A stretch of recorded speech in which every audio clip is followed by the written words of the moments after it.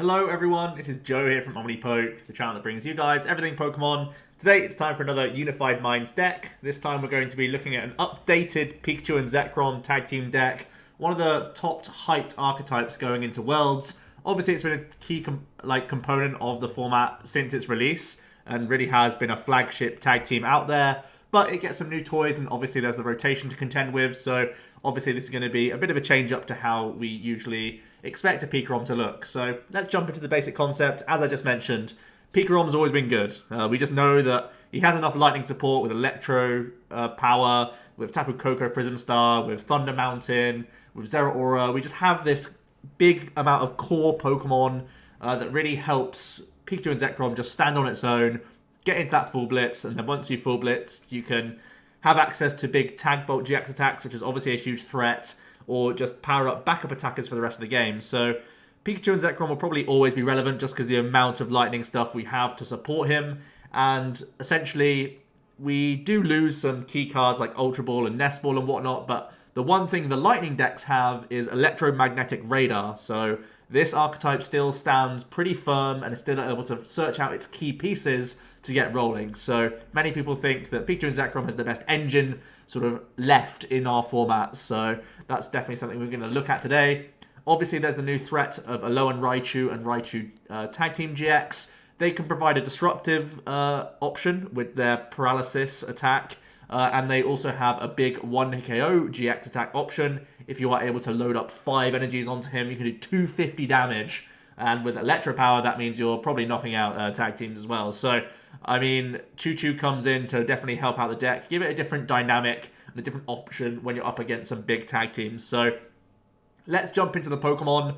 I am still playing a couple Jirachis in here. Stellar Wish, in my opinion, is still super good in this format. It helps you dig out custom catchers. It helps you dig out all these other items to help the combo of Pikachu and Zekrom. As we've seen previously, Jirachi has snuck into Pikachu and Zekrom from time to time, and he has been a pretty useful option, especially right now when there are turns when you maybe don't have a custom catcher to like close out the game, or your opponent is trying to just take their last 2 or 3 prizes on a tag team to win the game. You can hit them with a reset stamp, go into your Jirachi, Stellar Wish, and just pass, and hope that you can accumulate your own strategy to beat them on the future turns as it closes down to the late game.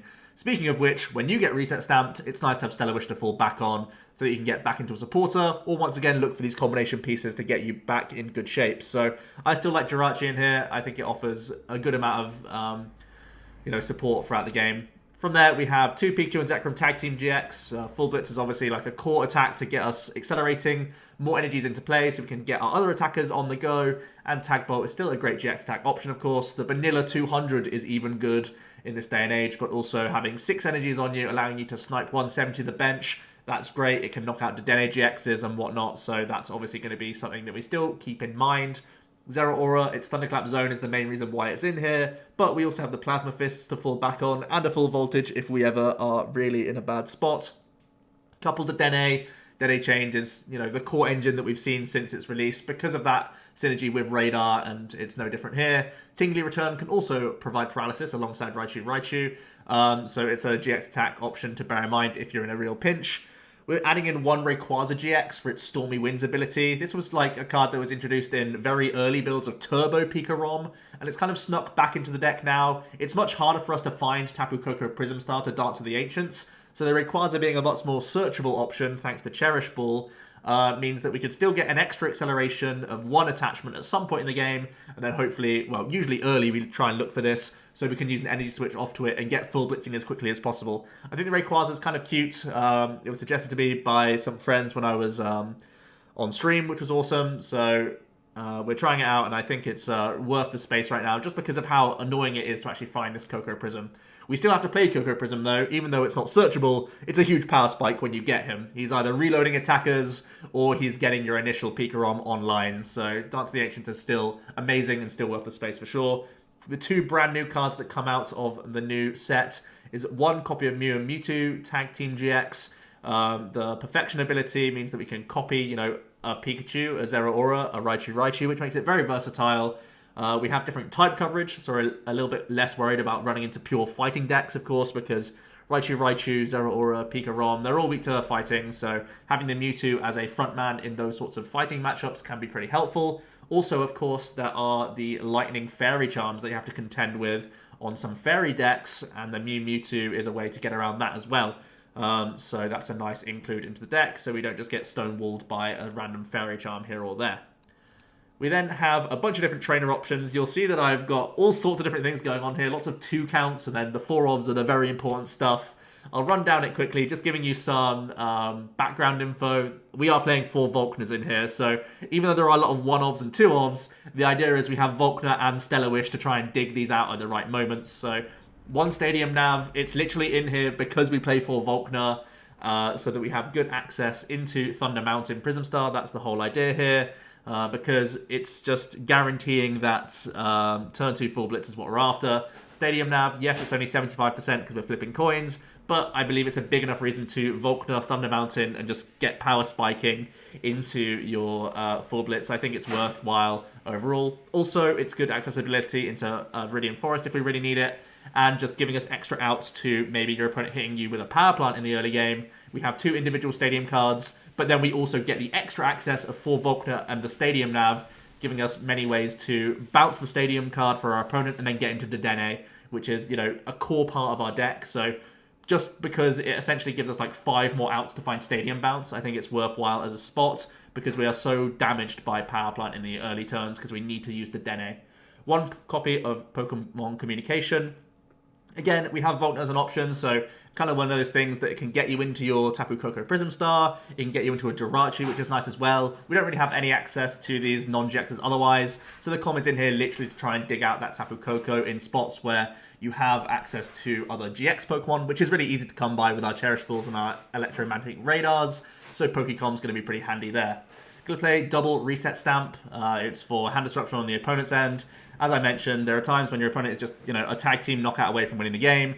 Possibly you're trying to work towards like a couple more Electropowers or your own custom catcher combo. So you're going to stamp your opponent, retreat into a Jirachi, and just like Stellar Wish pass or whatever. But Reset Stamp is necessary for that hand disruption to really slow them down.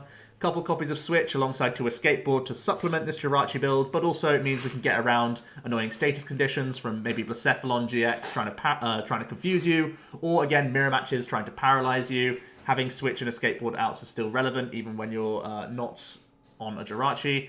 Then we have a double Cherish Ball alongside the 4 Radar. I think it's plenty of search for Pokemon GXs.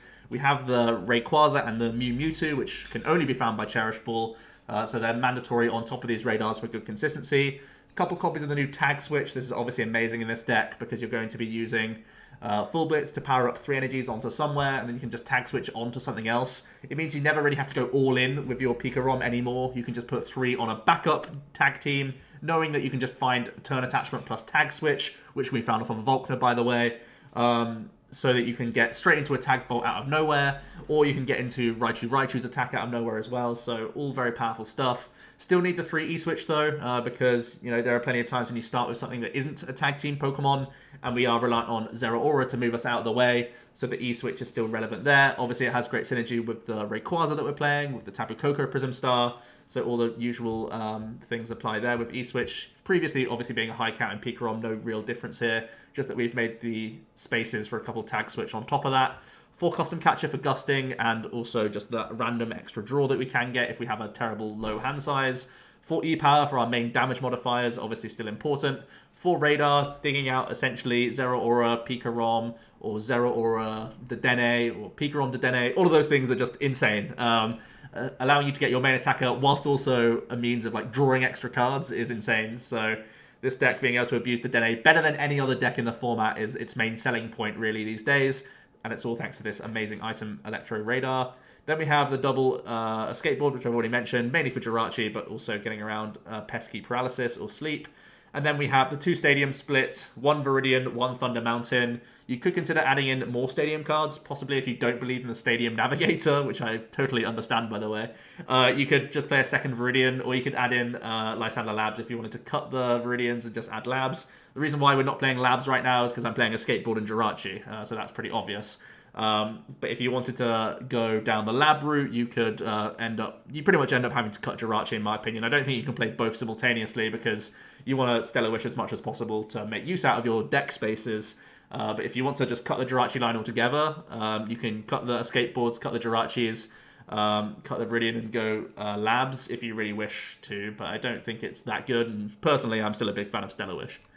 Onto the supporters, it's for Volkner, as I've mentioned, and for Cynthia. I prefer Cynthia over Lily in this format, especially for this deck, because we have so many combo pieces that you hold on to in this deck. You have Electropowers that you need to hold on to, Custom Catcher, like one-ofs that you need to hold on to, even two-ofs that you hold on to, Energy Switch shenanigans and Tag Switch. I found after turn 1 Lily, which is still, good, as we all know, drawing up to 8, it was useless. I was drawing 1 or 2 cards off of Lily, like, the entire time in the mid-game.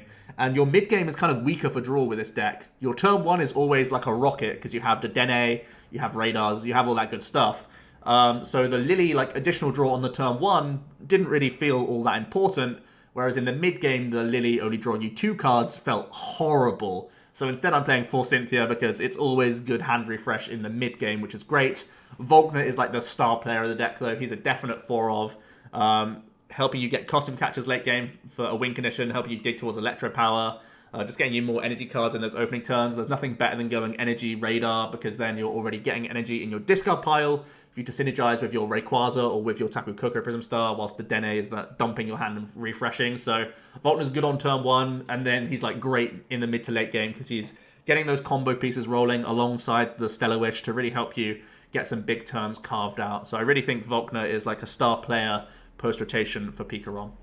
Then finally just 11 Lightning, not too much of a surprise here. I think it's plenty, and it's pretty much the golden number we've found with PikaRom throughout the last couple sets, really. So yeah, onto the full list. Pause now if you want to. I'll try to remember to put it in the description as well. But yeah, that's the list we're rocking with right now. Onto the tech options. Oranguru is one that's actually pretty interesting. Similar to what I was saying, when it comes to the late game, you want to just reset stamp someone and like stall for a turn if you're trying to find your own way into custom catchers or E-power like win conditions.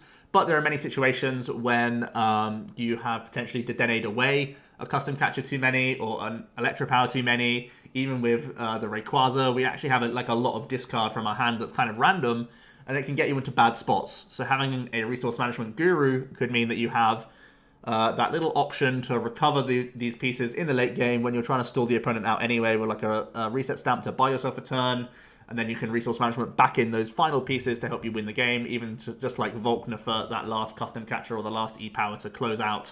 So I could definitely see Guru coming in here, especially because he also improves the Shedinja matchup. I've already mentioned Lysander Labs earlier. I think you have to not play Jirachi if you want to play Lysander Labs. The upside of Labs, of course, is, again, more safeguard around Fairy Charms, and, of course, it's good against, Shedinja. So if you want to improve the Shedinja matchup, you can have Labs in here as well. Zapdos is another Pokemon that I've considered. I initially had it in here as like a 2-of, just being something that can still do early pressure against like opposing Jirachis and other stuff like that. But overall, it's the lack of searchability that makes me very sketchy. And at the same time, it just feels like the 80 isn't really doing enough anymore unless it's exactly into Jirachis, which is like exactly one turn. And when you can't find the Zapdos, that window closes very quickly for him to be useful. So I've ended up cutting him. He still can be nice for helping you get through things like Keldeo GX and getting you through maybe like Ninetales or something like that. But overall, I think he's kind of not all that relevant anymore. On the top right, you can see there's a few different supporter cards you could be playing. I personally really hate Lucia. I tried Lucia in here initially, but it's one of those things where you want to play a high count because we no longer have Lele to dig it out, right? So you can't just play like one of Lucia for that one turn that you use her. Either you have a high count to guarantee that you find her early, which is the only time she's good, right? It's pre-full blitz where you want to find these combo pieces. You either use a lot of Lucias and just get the value of her early, but even then you need to like Dedenne away lightning energies and whatnot, which is already a headache for you. Or you play like a low count and sometimes risk missing her. And that just feels so bad. Either you have 4 copies that 3 of them end up becoming dead in the mid-game, when this deck has already got a lot of combo pieces that you have to hold on to and just sort of pass for turns. So Lucia feels horrible for that, or you just play the low count and try and high roll, but that also feels horrible. So I've gone for the Volkner. I like the Stadium Nav. It kind of makes you half of a Lucia when you want to. because you can Volkner for Stadium Nav and try and get that Thunder Mountain out, but he's just so much more versatile throughout the entire like rest of the game, whereas Lucia's like completely dead. Imagine getting stamped into like some of your excess Lucias, and it's just like, oh man, that feels so horrible. I talked about Lily and why I dislike her in this deck, but obviously, if you want to have extra draw cards, it wouldn't be too bad to have like 1 or 2 Lilies in the deck either. And Coach Trainer as well might be one of these supporters. If you just have space for like 1 or 2 more supporters, again, if you want to go away from the Jirachi build, you could add in like 1 or 2 Coach Trainers and try and get additional draw. The good thing about Coach Trainer is we're a combo deck. We're trying to like accumulate Electropowers, accumulate customs and whatnot for big power spike turns. And Coach Trainer digs deeper into the deck rather than like giving you shuffle draws. So that could be like a reasonable like 1 or 2 of if you move away from Jirachi. And then finally in the bottom right corner, if you want to like more incorporate your Mew and Mewtwo, there are some cool avenues you can go down. Ampharos GX has that power recharge option. Similar to like what I was saying with Oranguru, trying to get back Electropowers for late game. Ampharos could do it for you as well, getting those Electropowers straight back to your hand. Obviously the Mew Mewtwo can't use the Electropowers, like you'd have to just have 1 energy on the Mew Mewtwo, then like retreat out into your big tag team to swing. But it also has 150 damage, like Impact Bolt, which is good enough to knock out non-GXs, which is potentially reasonable. And then there's the option to add in some Shred attackers. Dialga GX has literally the Shred attack for a Metal and 2 colorless. So if you want to play unit energies, you can play the Shred Dialga, or if you want to go more heavily down the Viridian Forest route, you could just play this Detective Pikachu Greninja, which is in like the welder builds of the Mew Mewtwo as well, and just have like 1 or 2 copies of Water Energy. That Mist Slash or the Shred attack, it can again help you get through these annoying walls. Like if there's going to be a Quad Keldeo deck, or if there's going to be other opposing Mew Mewtwo's using like Altaria against you and stuff like that, you have some shredding options to get through them, which might be relevant. As we go through the matchup overview, you can see right now I'm saying that Quad Keldeo and Mew Mewtwo, these are ones you really don't want to face because either they can Altaria and like pretty much wall you out the entire time, or they can be a Quad Keldeo deck. Interestingly enough, if they are going to be like an Altaria based build, you could just add Oranguru instead and then just keep trying to get back custom catchers to win the game that way. But eventually they could just be left with a lone Mewtwo spamming the Altaria attack, which would be pretty horrible for you. Aerodactyl GX I'm tentatively putting as a weak matchup, even if you have the Mew Mewtwo that isn't weak to fighting and will probably tank for a few turns. They can save their GX attack, which is obviously one thing. And just the slower time it takes to get into your full blitz, the more sort of free turns they're having to just knock out your Jirachis and knock out other stuff. There's not really anything else we can like feed them into that is very easy for us, because everything just gets knocked out by Aerodactyl. So every turn they gain is like 2 prizes minimum for the Aerodactyl deck. So that gets really scary.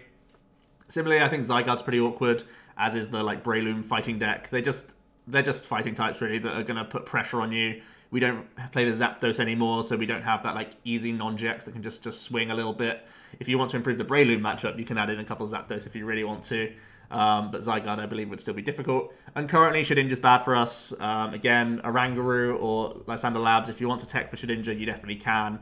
But it does eat up a few spaces, but something to bear in mind. My closing thoughts on the deck is that basically this engine is the one that's the least impacted out of every other archetype that I've tested so far. I think stuff like the Greens Rashizard, that's still pretty well intact, but this PikaRom still feels like you draw a bunch of cards on the first turn and you are still imposing your own strategy on turn 1 and 2 more than any other deck that I've seen. It's like the most, what should I say, familiar to the previous format, I guess, is the best way to put it. So that's definitely a big selling point of PikaRom and why many people might be comfortable playing it for Worlds. I could definitely see some non-GXs or some Shred-style attackers coming into the deck if you are worried about any of those decks that I mentioned earlier. And there's also the thing that I haven't really mentioned, which is Mew being a tech card, which I'm sure many people may be thinking about for Worlds. Mew is obviously good against things like Beast Box and Mirror. We're currently not playing our own Mew. You could consider that for Mirror matches, of course, as well. Oftentimes it feels like if your opponent has ever got to a point of 6 energies on a Pikachu and Zekrom anyway, you've probably lost the game regardless of their big snipe. So the idea is hopefully we can maybe answer them with our own Raichu or something like that to make life difficult for them. But you might want to add in that Mew for the Mirror. The only issue is, again, how do you find that Mew in the first place? Maybe you'd have to add in a second Pokecom and try and access it a little bit easier. Also, our bench space does get filled up quite a lot with Zeraora, Rayquaza, Dedenne and stuff like that. Maybe Rayquaza's more of a mirror tech than Mew in a way, because you're the one getting to full bits first, and then you're the one asking the question of your opponent rather than the other way around. So maybe the better tech is being the more aggressive build anyway. So I'm currently, well, I've cut the Mew after initially having it, just because you can't really find it on the turn you want to anyway. And they can just custom capture it at some point regardless and just knock it out with something and then still get to tag bots. So plenty of reasons why I've cut the Mew, but instead Raichu can come in as a different GX attack option anyway. If your opponent is playing Mew regardless, you can still just go for this big GX attack and it's still pretty insane. You throw yourself to the bench as well, so you put a non-GX in the active. That's another reason why I like having the double Jirachi, just because you just pivot into those and give them a 1 prize and force them to have Gust on that turn, especially if you're trying to hit them like a reset stamp and stuff. So I really do think that's a great GX attack option for the deck, and it really is amazing. Even when it's not at full power, just doing the 150 and going into a non-GX can skew that prize trade late on with reset stamps. So yeah, I think PikaRom's solid. Definitely a reasonable play for Worlds. I can see a lot of people just defaulting to it because people are experienced with previous PikaRom and they just know a decent shell. So I definitely think it'll be popular, one to look out for. Let me know what you guys think about my list, and let me know what other decks you want to see from Unified Minds. I'm trying to churn through them daily now. So hope you did enjoy this video, and I'll see you tomorrow for another video. Cheers.